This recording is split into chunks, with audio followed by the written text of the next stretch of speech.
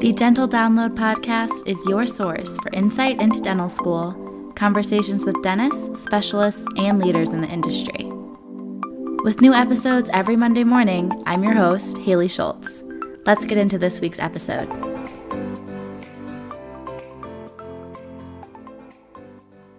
Hello, everyone. Happy Monday. Welcome back to another episode.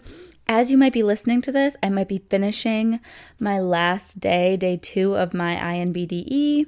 I'm finishing it this Monday morning, and that's what this episode is going to be about. We're first going to do some recap of how I felt about day 1. Obviously, I can't recap day 2 because it is happening when this episode goes up. And then I'm going to talk about study tools and how I studied and utilized all the different things out there, what I chose not to utilize, everything like that. And depending how much time we have, we might get into a few more updates coming from dental school, but I might save those for my end of semester recap too. So we'll just see how long and chatty this episode gets. I'm excited to dive into boards with you guys and let you know how my first and the longest day of the INBDE went.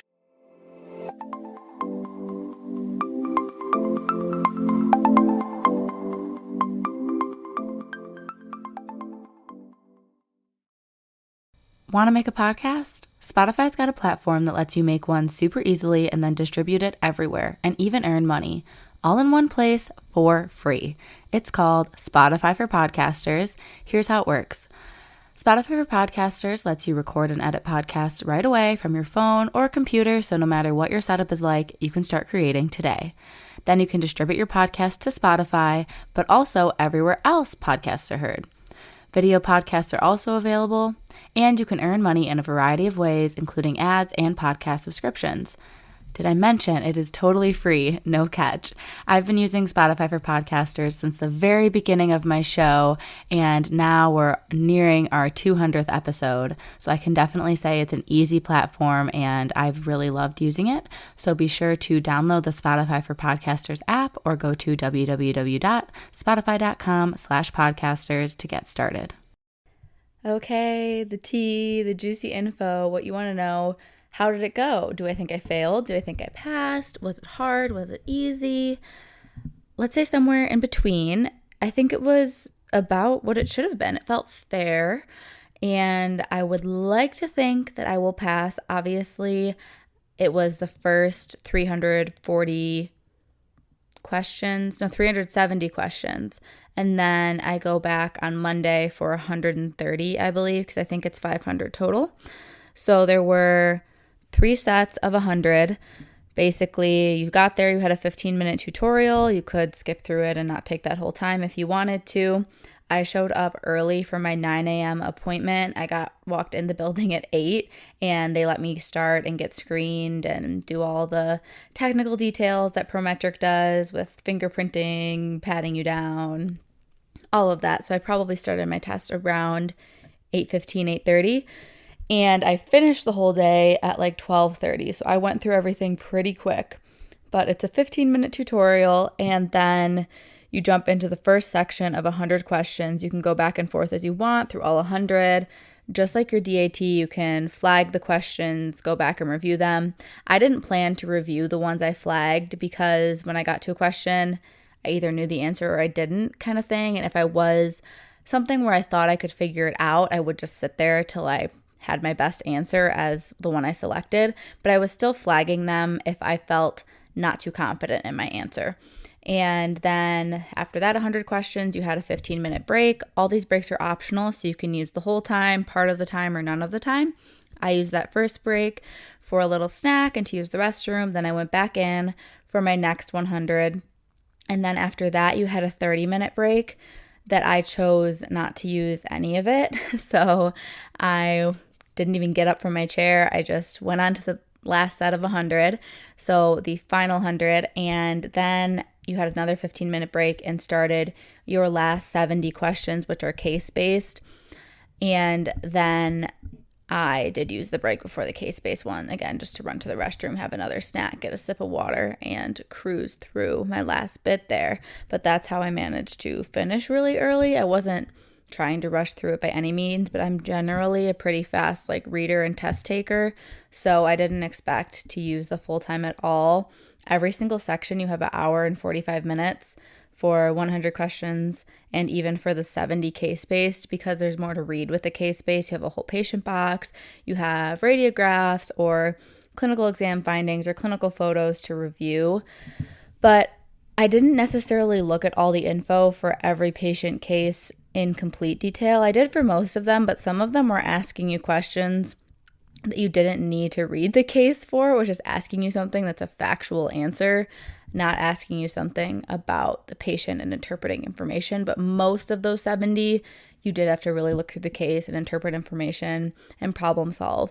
So I felt like the cases were fairly challenging. Not that I think I got everything wrong, but it definitely, I wouldn't say was easy. And I felt like my test overall was fairly balanced, but I didn't get any really orthodontics, maybe like 1 or 2 questions, like nothing explicitly orthodontics though. It was more occlusion. I had a decent amount of endo. I felt like I had a lot of stuff about perio, and then of course random anatomy questions, not much pharm. I got asked about one specific drug that I think is kind of obscure. Like it's not that common for patients to have this disease and need this drug, but I got that specific drug 3 times. So if I didn't know the answer for the mechanism, I would have gotten 3 questions wrong. So I'm glad that I knew that random obscure drug, and I happened to review all my pharm notes right before I went in because I knew that was something that needed to be fresh in my brain. But other than that, I felt like pretty decent. Of the 370 questions then, I flagged, or 360, sorry. I think the last section, 60 questions. That sounds more accurate. But of the 360, I had flagged 740, I think. So that would still finish me with like a high 70 if I got all those wrong, which I don't think that I would. I'm sure some of the ones, my best guess, even if I wasn't confident, was still correct, and some of them it wasn't. And I'm sure some of the ones that I didn't flag, I also got wrong, because sometimes I wasn't 100% confident either, and I still didn't flag it because I was like, it's probably right. So hopefully things go okay on Monday and I pass the test. But that is generally my thoughts without giving away, obviously, any confidential information. But I felt pretty prepared with the way that I studied, which is what we're going to talk about in the rest of this episode. So the common question, what did you use to study? I would say the all-encompassing answer is a bunch of different little things, but the main thing I used is INBDE bootcamp, and I think I said this in the last solo episode about how I studied, is that I made a video on my YouTube page all about exactly how I use that program, so you can watch that. And just while we're talking about YouTube, I'm making a video day of the test, my thoughts, and how I specifically studied. So a lot of the same information, but if you're curious for any other info that I don't say here that I might say there, eventually that will be up on my YouTube channel, which is just my name, Haley Schultz. So you can subscribe over there so you don't miss when that goes up in a couple weeks. But besides bootcamp, there's other programs out there that I didn't use that include INBDE Booster and B&B Dental and Dental Dex. I've heard of all of those. And then I also had INBDE Mastery, but I just didn't have the time to devote to 2 programs. I felt like it wouldn't be as useful to be splitting my time between things. I wanted to fully dive into one thing and just supplement with Mastery, so that's what I did. In terms of free resources, because all of those different study programs you have to pay for, the free things that you should try to find from upperclassmen at your school or just Googling online are some documents called the Delano doc, DELANO, another one called God Whispers, and then INBDE Bootcamp has these high yield facts about blank blog posts that are available for anyone to see. So there's a pharmacology, antibiotic prophylaxis, like genetic syndromes. There's a bunch of different ones that were really useful to review before my exam. So you can try to Google those, or the way I accessed them was by subject on their website. So if you're clicking pharmacology and then you click on the mental dental videos, and on the left side, when they have all the different subjects you're going to work through one by one, it starts with like things we might have typos or mistakes. Skip that. Then the next one is high yield pharmacology facts before you watch all the videos. That's how I got to it, if you can't find it when you Google. And then, as I just said, mental dental videos are also free online and then integrated into the study plans on programs like bootcamp and like INBDE Mastery. Most of them have playlists curated to the ones that they think are the most useful in an order that they think is helpful to review them. And both bootcamp and Mastery have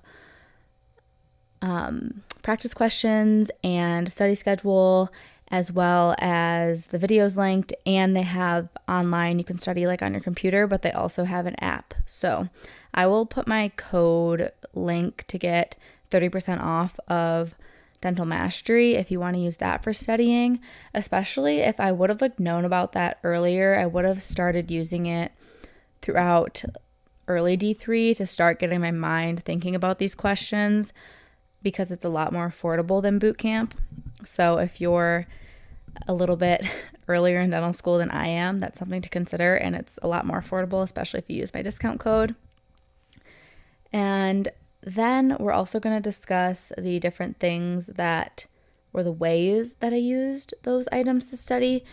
So for bootcamp, there's a 45-day schedule, and I went ahead and made my own schedule over the course of 3 months using that information that they recommended to study every day, and depending what the topic was or how long it was, because you can look and see how many hours each of the video segments are.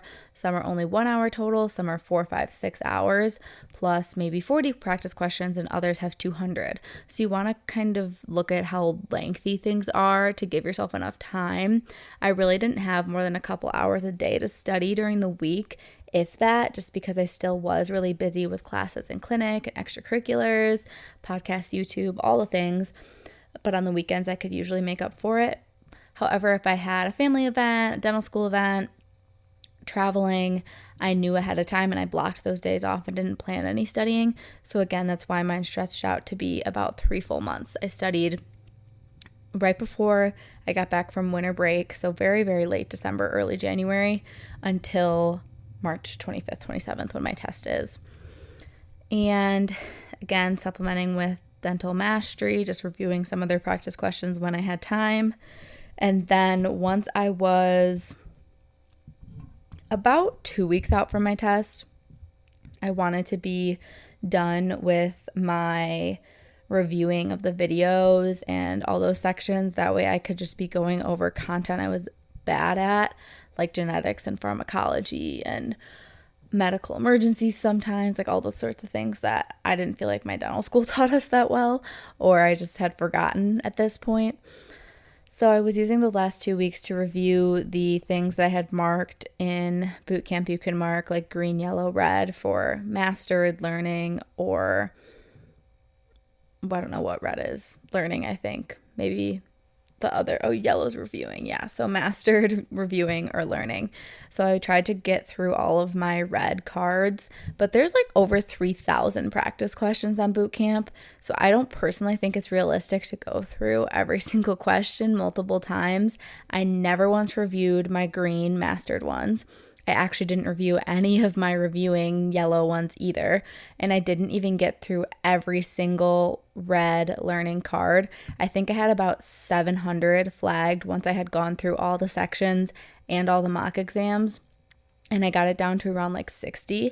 But I just stopped reviewing them because I started to review other things, which is these high yield blog posts, the notes that I had written down while I was studying of things that I was getting wrong or things I thought were quick facts that I should know. So I wanted to make sure I reviewed it the day before. Maybe I would have forgotten it if I didn't write it down in that document, basically.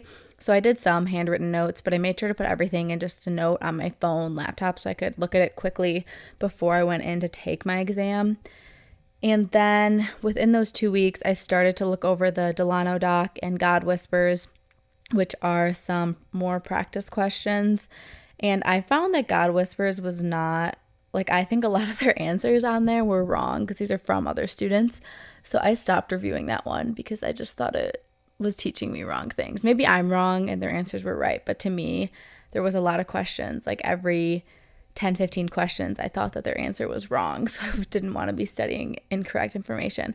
But the Delano doc I found to be fairly accurate to what I knew to be correct answers, and it's 97 pages though, and each page probably has like 10 or 15 questions on it, if not more, plus the 3,000 bootcamp questions. So tons and tons and tons of practice questions. Looking back, like, did I need to watch all of the videos on bootcamp for mental dental for each section? Probably not. And was I paying attention every time I was doing that? Definitely not. I think just with being like starting dental school during COVID times, online school, I just don't have the attention span for watching lectures, especially videos and everything.